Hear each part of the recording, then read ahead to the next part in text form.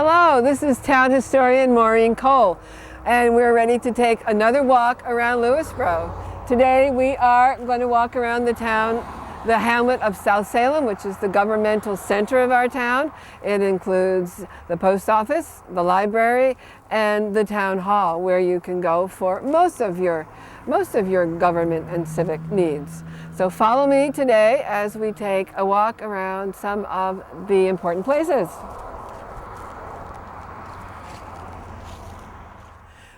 I'm standing in front of the Lewisboro Library, one of the oldest established libraries in New York State. It was established in 1798, and at that time the books were all kept in the librarian's home, and the library was open for books return and take out 4 times a year. At that point you paid your fines and you could return your books and take out 1 or 2 new ones, and only members of the library, a very select group, could borrow the books. In 1897, the library was reorganized, and the South Salem Library, as it was chartered then, lasted until now. However, in 2008, the name was changed to the Lewisboro Library to better reflect the fact that the library serves the entire town. It's an association library, which is a type of public library, so that what that means is that we are partially supported by the town and partially supported by donations of the residents of the town. The building that I'm standing in front of was built in it was built between 1962 and 1964. The first shovelfuls of dirt were dug in September of '62, and the building was ready for occupancy before 1964. Then in 1974, an addition was added, and what you see in front of you today is how that library has existed since 1974.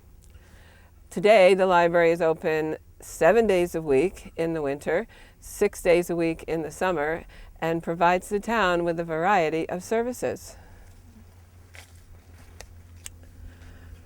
We are standing in front of the Lewisboro Townhouse. This house was originally built in 1872, and about 1920 it was bought by the Thaddeus Keeler family, and it was part of a very large farm which encompassed all the land surrounding to the north, and in the back all the way down to the swamp that is now Truesdale Lake. Elisha Keeler, who spent most of his years growing up in this house, remembers where the gardens used to be, back where the town garage is, over where the library is now, were once farmland, fertile farmland. In 1950, the Keelers sold the property to the town, and the house was refashioned into the townhouse as we know it today. A little bit after that, a vault was added to the back, but right now it serves the town of Lewisboro well. From here, we're going to go on down the street to the corner of Main and Spring and visit the South Salem Presbyterian Church.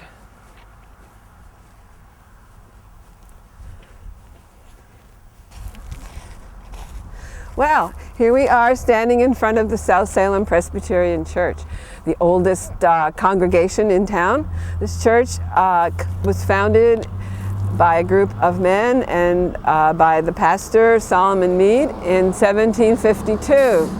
Solomon Mead then served the congregation until about 1802. He served for just about 50 years before he retired due to ill health and old age. During his tenure, he kept incredible notes of all the births, baptisms, deaths, and new entrants into the congregation. So his records are a wonderful foundation for the history when you want to discover your ancestors or the history of your family here in South Salem. The church congregation has existed since 1752.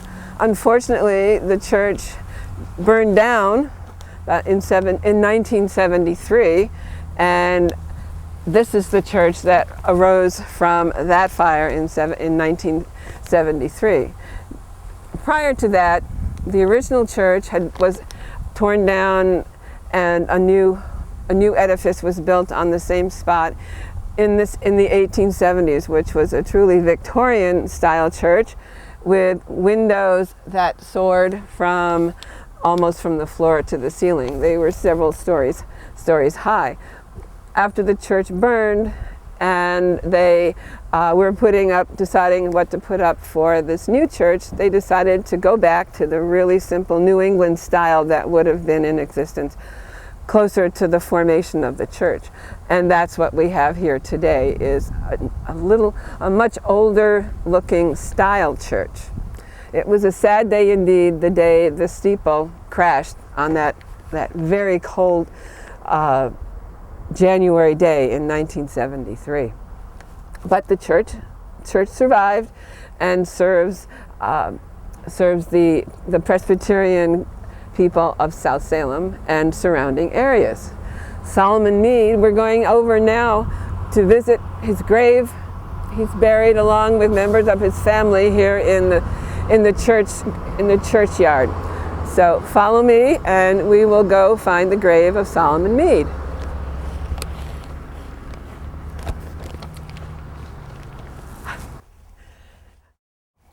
Here we are at the Mead family plot, and this impressive stone here in front of me is the gravestone of Solomon Mead, who died in 1812, almost 200 years ago, in September of 1812. Let me correct something I said when I was standing in front of the church. He served the church for 48 years, not 50.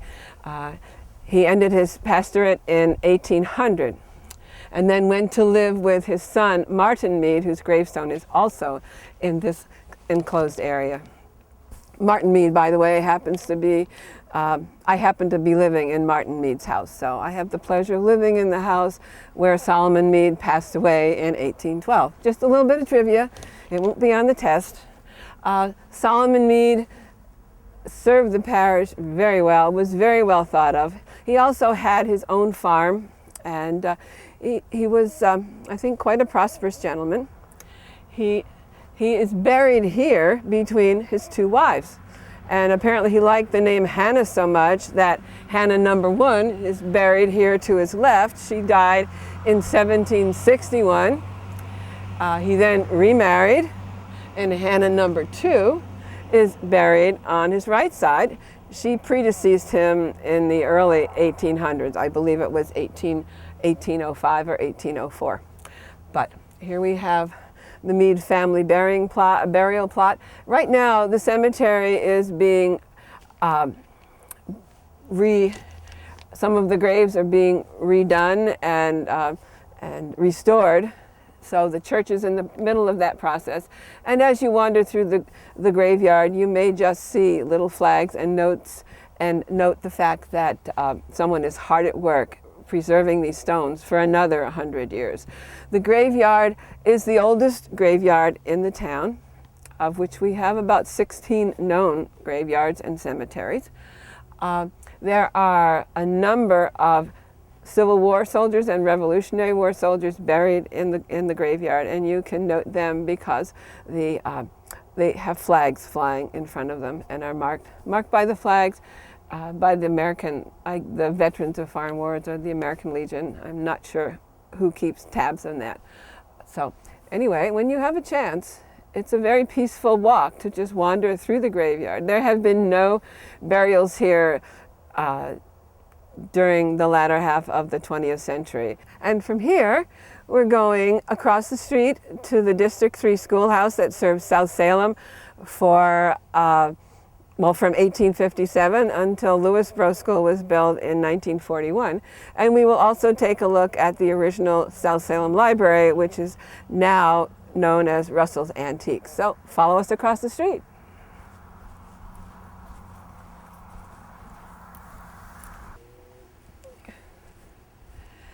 We are now, as I said, directly across the street from the Presbyterian Church graveyard, and we are standing in front of what is now called John Keith Russell's Antiques.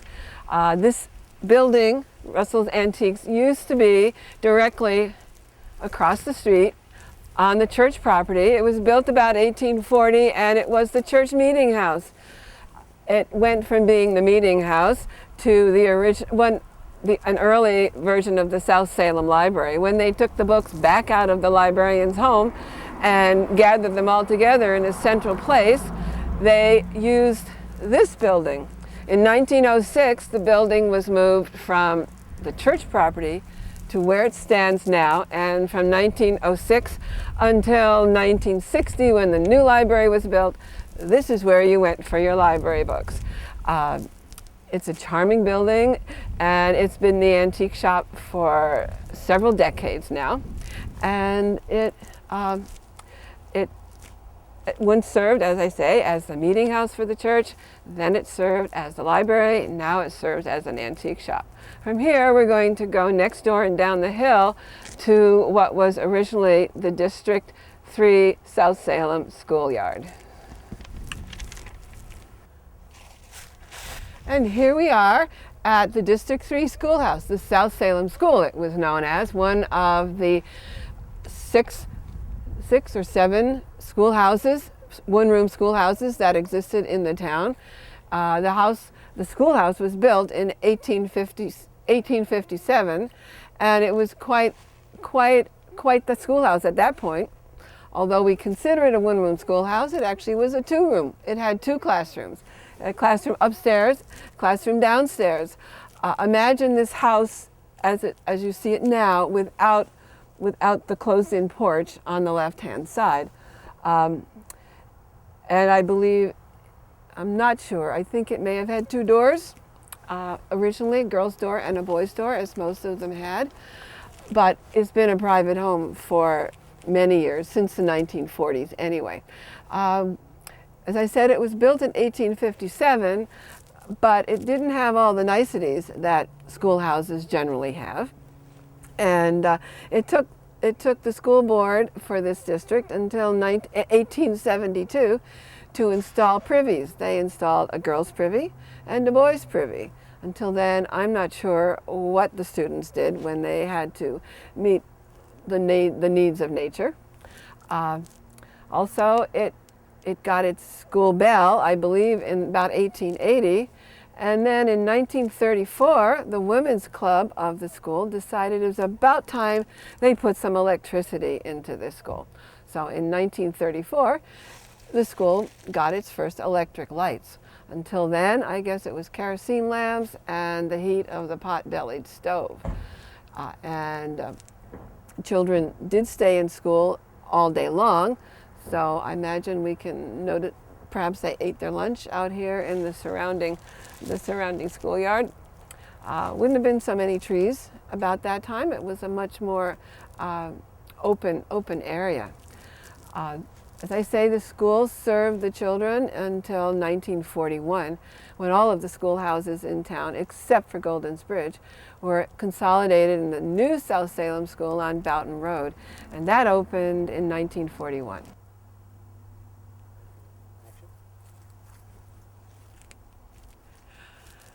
Here we are on the site of what used to be the South Salem Studios, owned by Enzo Yacca. Right now, what you see behind me is a beautiful new house built by the new owner of the property. But what used to stand on the site was of interest to many people. It was, as I say, it was the home of Enzo Yacca and his family from about the 1940s onward. Enzo was an Italian, originally from Italy, I believe, and he was an artist and a sculptor. But in the early 1940s, he opened what was called the South Salem Studios. And here he made miniature, exact scale models of World War II era planes and ships, both American ships and German ships. And those ships were used in training pilots on reconnaissance missions, especially for the Navy, and I guess also for what became the Air Force. He also, just prior to that, he also made models for various companies that were at the New York World's Fair in 1939. These were models of homes for Alexander Carpets from Yonkers, and for he also had model kitchens on display at the World's Fair. But then came the war, and then he went into production of these very large models, to 3 or 4 feet long, models of the boats, to some models that would fit on my thumbnail. And as I said, all these models were used by pilots to train them in reconnaissance missions during World War II. After the war, he segued into making models of the solar system and worked briefly before the studio kind of segued out of business into making models for the early space exploration and for NASA. So even though the building does not stand here today, it's a site that should be remembered because the models that Enzo Jacca and his studios made in the 1940s and 50s are collectibles and are collected throughout the country. Another famous thing supposedly attached to the house that used to stand here, it's rumored that it was owned during Prohibition by Dutch Schultz and his revenue and his suppliers of booze for a country that was involved in Prohibition at that time. So I hope this house that's here now can carry on the colorful history that went on before it. From here we're going down to what used to be known as Crafts Corners. It's the corner of 123 and Route 35.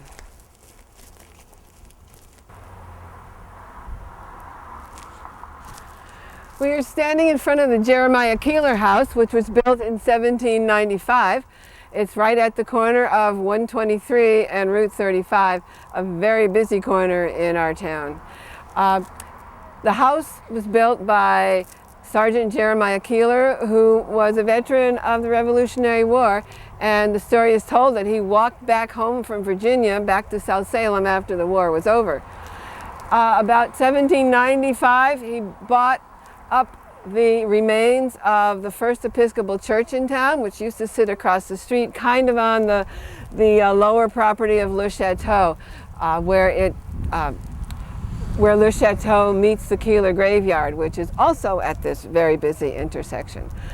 When the church was decommissioned, it was bought by a gentleman named Mr. Chapman, and then, as I understand it, Jeremiah Keeler bought the wood from Ben Chapman, and then built his own home here. So this house it dates from 1795. The house became part of the Leon Levy Preserve, and from here we're going down to Tater's Garage.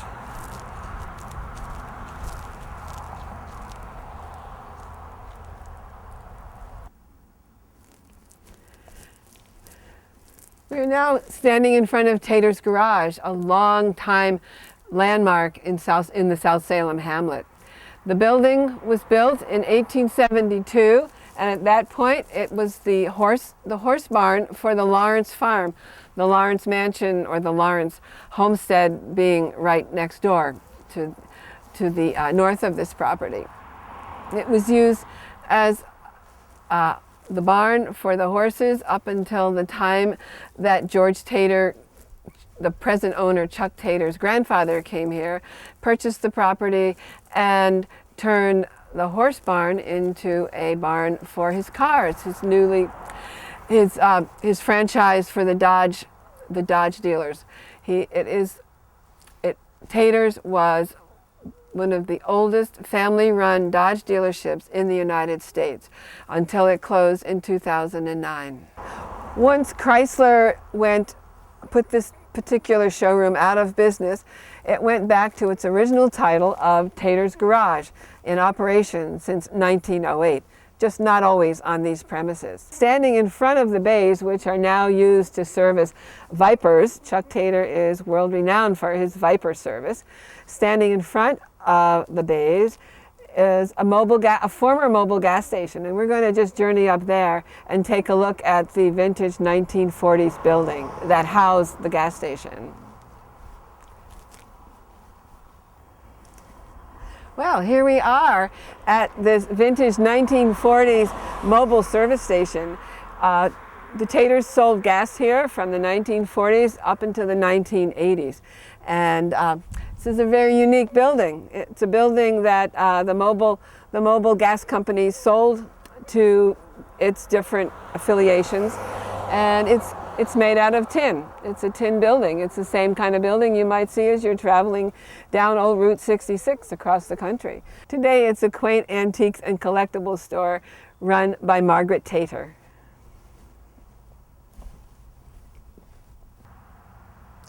Here we are standing in front of the Lewisboro Police Station. This house has served many purposes. It was built as the manse for the Episcopalian congregation of St. John's. St. John's Church is directly across the street from where I'm standing now. But at some point during its history, it was bought by the Thaddeus Keeler family, and it was their farmhouse for many, many years until that same Thaddeus Keeler family moved in 1920, circa 1920, to what is now the Lewisboro Townhouse. It was the same Keeler family that sold that house on Main Street to the town for the townhouse. It's been the police station, however, for many years, and it probably will be for many, many years to come. When the Keelers owned it, and it was part of their farm, a farm which spread back for many acres, back almost all the way to Boughton Road, to my right, across the driveway from the police station, stood the Keeler sawmill. And that sawmill was the home in the daytime for the various lumber that was brought here to be sawn into boards. And in the evenings, it served as a gathering place for the community, and it was where the Keeler family entertained everyone with their musical abilities, and that's where Elisha Keeler got his first start as a square dance caller. There were square dances many, many, many nights at the old Keeler sawmill. From here, from the police station, we're going to go across the street and take a look at St. John's Episcopal Church. Follow me.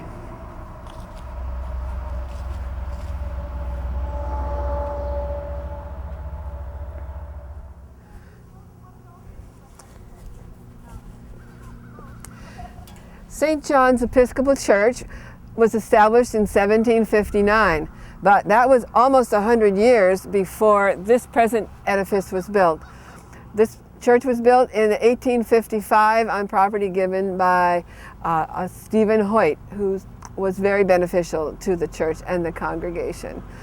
It is associated with St. Paul's Chapel, which, if you were seeing our walk around Lewisboro, you probably saw St. Paul's Chapel, which is down on Route 123.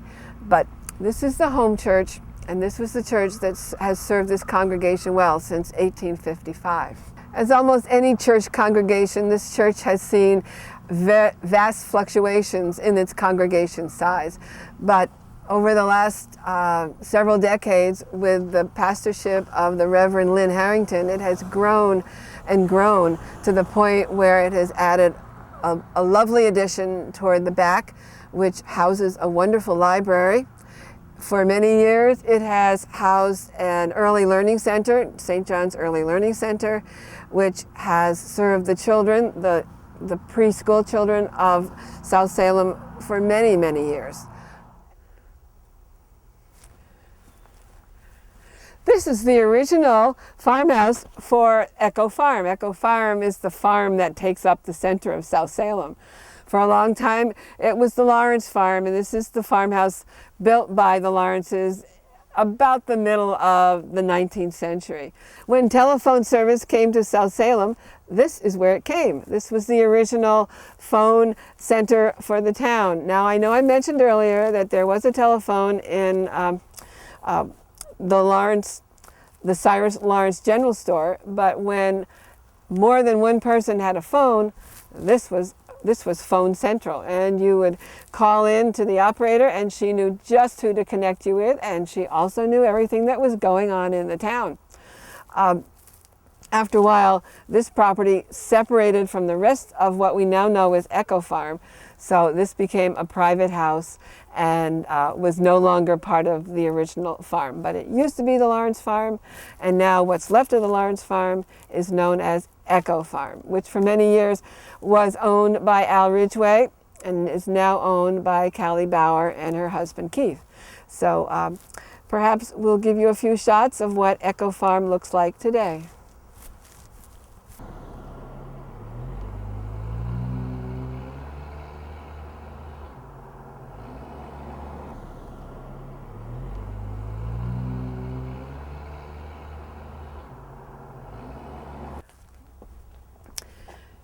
When you're in the hamlet of South Salem and looking for a place to eat, it might be a good idea to stop here at the Horse and Hound Restaurant and Tavern. It was established in the early 1700s, the mid 1700s. It was built as a home by the Keeler family, the same Keeler family that we've talked about earlier in this walk around South Salem. It was the Keeler home, then it was bought in around 1900 by the Reverend Theodore Van Norden. Theodore Van Norden was the one who turned it into a tavern after he bought it. And he also was in the process of buying up a lot of the other property in town. At one point, his property extended from here at the Horse and Hound Inn all the way down to where Lake Truesdale is now, and a good way up Main Street, going north on Main Street. Probably back in the Revolutionary times, the tavern, the home did serve as a tavern because this was the main road from Bedford to Ridgefield, and I'm sure many a stagecoach did stop here and was given food and drink, if not lodging as well. After Van Norden sold the tavern, it went back to being a house. It went back to being a family house, and it was a family house probably during the 30s, the 40s, and early 50s.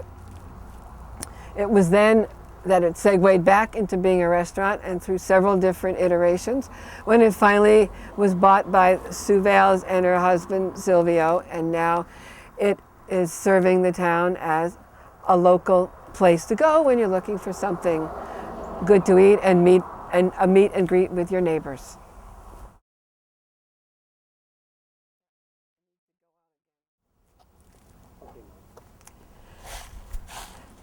This is the monument or the memorial plaque that attests to South Salem's one and only venture into the happenings of the Revolutionary War.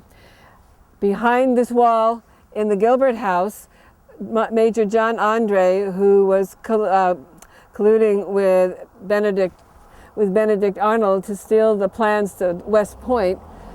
This was where Major Andre was held prisoner for 2 days, September 24th and 25th in 1780.